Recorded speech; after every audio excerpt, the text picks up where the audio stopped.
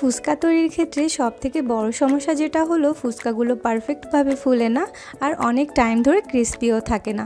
তো সব কিছুর সমাধান নিয়ে A to Z একটা পারফেক্ট ফুচকার রেসিপি আপনাদের সাথে শেয়ার করছি, যেটা ফলো করে যে কেউ বাসায় একেবারে ফুচকালা মামাদের মতো করে ফুচকা তৈরি করে নিতে পারবেন। আশা করছি বরাবরের মতো আজকের রেসিপিটাও ভালো লাগবে। আর রেসিপি ভালো লাগলে অনুরোধ রইল চ্যানেলটি সাবস্ক্রাইব এবং পেজে লাইক দিয়ে পাশেই থাকার। ফুচকা তৈরি করার জন্য একটা বাটিতে 1 কাপ পরিমাণে ময়দা নিয়ে নিয়েছি আর সাথে 1/3 কাপ সুজি, 1.5 চামচ নিয়েছি তালমাখানা।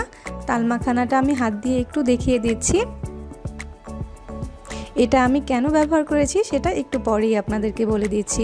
স্বাদ অনুযায়ী লবণ দিয়ে দিচ্ছি। আর লাগবে আমাদের রান্নার তেল, 1.5 চামচ রান্নার তেল নিয়ে নিয়েছি। আর এই তালমাখানাটা যে কোনো মশলার দোকানেই কিনতে পেয়ে যাবেন। এবার সব কিছু একটু সময় নিয়ে মাখিয়ে নিতে হবে। যখন ময়দাগুলো এরকম হয়ে যাবে তখন এর সাথে অল্প অল্প করে পানি মিশিয়ে একটা টাইট মসৃণ ডো তৈরি করে নিতে হবে। আপনাদের অনেকের মনেই প্রশ্ন থাকতে পারে যে শুধু ময়দা দিয়ে কি ফুচকাটা তৈরি করা যাবে কি না। হ্যাঁ যাবে, তবে ফুচকার শেলটা একটু পাতলা হবে আর সুজিটা ব্যবহার করলে আপনার ফুচকার শেলটা একেবারে পারফেক্ট হবে। আমি একটা টাইট মসৃণ ডো তৈরি করে নিয়েছি। একেবারে টাইট করতে গিয়ে অমসৃণ ডো তৈরি করা যাবে না, ডোটা ঠিক এরকম হবে। এবার একটা ভিজা কাপড় দিয়ে এই ডোটাকে ঢেকে রাখতে হবে 1 ঘন্টার জন্য। এতে করে এর ভিতর থেকে বাতাসটা বাহিরে বের হতে পারবে না এবং সুজিটা খুব ভালোভাবে সেট হয়ে যাবে। এখানে ফুচকার টকটা তৈরি করার জন্য আমি 100 গ্রামের মতো তেঁতুল নিয়েছি। তেঁতুলটাকে সবসময় আমি বিচি ছাড়িয়ে সংরক্ষণ করি, এতে করে তেঁতুলটা ভালো থাকে। তার ভিতরে গরম পানি দিয়ে দিয়েছি 1 কাপ, এতে করে আপনার তেঁতুলের কাঠটা বের করতে খুবই সহজ হবে। তো ফিরে এসেছি 1 ঘন্টা পরে। এর ভিতরে সুজিটা খুব ভালোভাবে ময়দার সাথে সেট হয়ে গিয়েছে। এবার এটাকে বাটি থেকে তুলে নিয়ে আরও একটু খুব ভালোভাবে মথে নিতে হবে। আমি কেন তালমাখানাটা ব্যবহার করেছিলাম সেটা দেখিয়ে দিচ্ছি। দেখুন, এটার ভিতরে তালমাখানাটা ব্যবহার করার কারণে একটা তারের মতো সৃষ্টি হয়েছে। এটার কারণেই কিন্তু আপনার ফুচকাটা অনেক টাইম ধরে ক্রিস্পি থাকবে। এবার এখান থেকে ছোট ছোট করে লেচি কেটে নিতে হবে।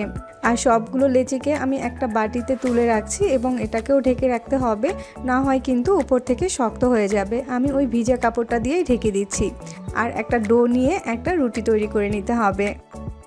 আমি ডোটাকে একটা মসৃণ বেলুনের সাহায্যে বেলে নিচ্ছি। প্রথম অবস্থাতেই এখানে আমি কোনো ধরনের ময়দা ব্যবহার করিনি, যেহেতু আমার ডোটা টাইট ছিল। আপনাদের যদি প্রয়োজন হয় তাহলে ময়দাটা ব্যবহার করতে পারেন। তো এরকম একটা রুটি তৈরি করার পরে উপর থেকে কিছুটা ময়দা ছিটিয়ে দিচ্ছি আর একটু তেল দিয়ে দিচ্ছি। এই কাজটা কিন্তু অবশ্যই করতে হবে আপনার ফুচকাটা যদি আপনি পারফেক্টভাবে ফুলাতে চান। এবার হাত দিয়ে একটু নেড়ে চেড়ে দিচ্ছি। আমি ঠিক কিভাবে করছি এটা দেখে নিশ্চয়ই বোঝা যাচ্ছে। উপর থেকে আরও একটু ময়দা দিয়ে দিয়েছি। এবার রুটিটাকে হাফ মুনের মতো করে নিচ্ছি আর চারপাশ থেকে চেপে চেপে সিল করে দিচ্ছি। এবার উপরে কিছুটা ময়দা ছিটিয়ে এটাকেও বেলে নিতে হবে। এ পর্যায়ে এই রুটিটাকে একটু পাতলা করে বেলে নিতে হবে। পাতলা বলতে একেবারে কাগজের মতো যেন পাতলা না হয়ে যায়, এটা খেয়াল রাখতে হবে। আমি ঠিক কীরকম পাতলা করেছি সেটা একটু কাছ থেকে দেখিয়ে দিচ্ছি। এবার এরকম একটা কুকি কাটার নিয়েছি। আপনারা চাইলে যে কোনো বটলের ঢাকনা দিয়েও এই কাজটা করে নিতে পারেন। এবার আমি ফুচকা শেপ করে সবগুলো ফুচকাকে কেটে নিচ্ছি। সবগুলো ফুচকা কাটা হয়ে গেলে যে বাড়তি অংশটা আছে ওটা থেকে ফুচকাগুলোকে ছাড়িয়ে নিচ্ছি। এবার এই বাড়তি অংশটা দিয়ে আবারও ফুচকা তৈরির ক্ষেত্রে ব্যবহার করা যাবে। আমি ঠিক একইভাবে কিছু ফুচকা তৈরি করে নিয়েছি। এখন এগুলো ভেজে দেখাচ্ছি। ফুচকাগুলো ভাজার জন্য কড়াইতে পর্যাপ্ত পরিমাণে তেল দিয়ে সেটাকে খুব ভালোভাবে গরম করে নিয়েছি। তেলটাকে কিন্তু অবশ্যই হাই হিটে গরম করে নিতে হবে, না হয় কিন্তু ফুচকাগুলো পারফেক্টভাবে ফুলবে না। দেওয়ার সাথে সাথেই দেখুন ফুচকাগুলো কিন্তু ফুলে উঠছে।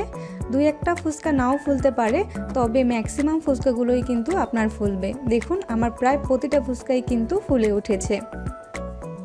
একটা জিনিস অবশ্যই আপনাকে খেয়াল রাখতে হবে যেন তেলটা খুব ভালোভাবে গরম হয়।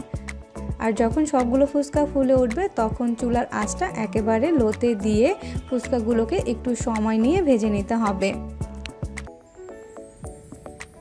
আর যখন এরকম একটা সুন্দর কালার চলে আসবে ফুচকাগুলোতে, তখন তেল থেকে ফুচকাগুলোকে তুলে নিতে হবে। অবশ্যই এরকম কালার করে ফুচকাগুলোকে তুলতে হবে, না হয় অল্প সময়ের ভিতরেই ফুচকাগুলো নেতিয়ে যাবে। এবার এই ফুচকাগুলোকে যে কোনো এয়ারটাইট বক্সে ভরে আপনি সংরক্ষণ করতে পারবেন 15 থেকে 20 দিনের মতো। দেখুন আমার ফুচকাটা কতটা পারফেক্ট হয়েছে, আর শেলটাও একেবারে পাতলা হয়নি। এবার আমি আপনাদেরকে ফুচকার টকটা তৈরি করে দেখাচ্ছি। যে তেঁতুলটা আগে ভিজিয়ে রেখেছিলাম ওটাকে খুব ভালোভাবে কচলে নিতে হবে। আর খুব ভালোভাবে কচলানো হয়ে গেলে একটা স্ট্রেনারের সাহায্যে এই তেঁতুলের মারটাকে ছেঁকে নিচ্ছি। একটু নেড়েচেড়ে দিচ্ছি। এবার এই তেঁতুলের মারের সাথে 1.5 চামচের মতো বিট লবণ দিয়েছি, 1 চামচ দিয়েছি ভাজা ধনিয়ার গুঁড়া, 1 চামচ ভাজা জিরার গুঁড়া, 1.5 চামচ দিয়েছি চিনি। চিনিটা আপনারা আপনাদের পছন্দ অনুযায়ী ব্যবহার করবেন। আর চিলি ফ্লেক্স দিয়েছি 2 চামচ। এবার এই সব কিছু একসাথে মিশিয়ে নিলেই কিন্তু আমাদের ফুচকার টকটা তৈরি করা হয়ে যাবে। আর একটা কথা, এখানে কিন্তু বিট লবণটাই ব্যবহার করতে হবে, না হয় কিন্তু টকের যেই একটা পারফেক্ট টেস্ট সেটা পাওয়া যাবে না। আর আমি এরকম টকটা একটু ঘন রেখেছি, আপনারা চাইলে আরও একটু পাতলা করে নিতে পারেন। এই পর্যায়ে হচ্ছে আমি 2 টুকরো লেবু নিয়ে নিয়েছি, এটাকে এই টকের ভিতরে দিয়ে দিচ্ছি। এটা ব্যবহার করলে টক থেকে খুব সুন্দর একটা ফ্লেভার ছড়াবে। এবার হচ্ছে আমি আপনাদেরকে ফুচকার যে পুরটা আছে ওটা তৈরি করে দেখাচ্ছি। এজন্য এখানে কিছু চটপটির ডাল নিয়ে সিদ্ধ করে নিয়েছি হলুদ আর লবণ দিয়ে। আর ডালটাকে একটু নরম করেই সিদ্ধ করেছি। 1.5 চামচ দিয়ে দিচ্ছি বিট লবণ। বিট লবণটাই কিন্তু ব্যবহার করতে হবে। 1 চামচ ভাজা ধনিয়ার গুঁড়া, 1 চামচ ভাজা জিরার গুঁড়া, স্বাদ অনুযায়ী দিয়ে দিচ্ছি চিলি ফ্লেক্স, আর স্বাদ অনুযায়ী কিছুটা কাঁচামরিচ। এই সব কিছুই আপনি আপনার পছন্দ অনুযায়ী দিতে পারেন। আর কিছুটা ধনিয়া পাতা কুচি দিয়ে দিচ্ছি। আর পেঁয়াজ কুচি দিয়ে দিয়েছি 1/3 কাপ। আর একটা সিদ্ধ আলুকে এরকম চটকে আধ ভাঙা করে দিয়ে দিচ্ছি। 1 টুকরো লেবুর রস দিয়ে দিচ্ছি। এবার সব কিছু একটু নেড়েচেড়ে মিশিয়ে নিচ্ছি। সব কিছু মাখানো হয়ে গেলে টক থেকে 1 চামচ টক নিয়ে নিয়েছি। আর এর সাথে 2 চামচ পরিমাণে চাট মশলা দিয়ে দিচ্ছি। আপনারা যে কোনো ব্র্যান্ডের চাট মশলাটা এখানে ব্যবহার করতে পারেন। এবার সব শেষে আরও একবার সব কিছু একসাথে মিশিয়ে নিলেই কিন্তু আমাদের ফুচকার পুরটা তৈরি হয়ে যাবে। এবার আমি আপনাদেরকে একটা ফুচকা তৈরি করে দেখাচ্ছি। মাঝ বরাবর একটু ভেঙে নিচ্ছি, আর এখান থেকে কিছুটা পুর ভিতরে দিয়ে দিচ্ছি। আর যে টকটা তৈরি করেছিলাম ওটা উপর থেকে দিয়ে দিচ্ছি। আপনারা যদি টকটা আরেকটু মিষ্টি খেতে চান সেক্ষেত্রে চিনির পরিমাণটা আরেকটু বাড়িয়ে দিলেই হবে। আর ঠিক একইভাবে আমি সবগুলো ফুচকাকে তৈরি করে নিব। তো আমার 1 প্লেট ফুচকা তৈরি হয়ে গিয়েছে। আশা করছি আমার আজকের এই ফুচকার রেসিপিটা ভালো লেগেছে। আজকের মতো তাহলে বিদায় নিচ্ছি, নতুন আরও কোনো রেসিপির আমন্ত্রণ জানিয়ে। আল্লাহ হাফেজ।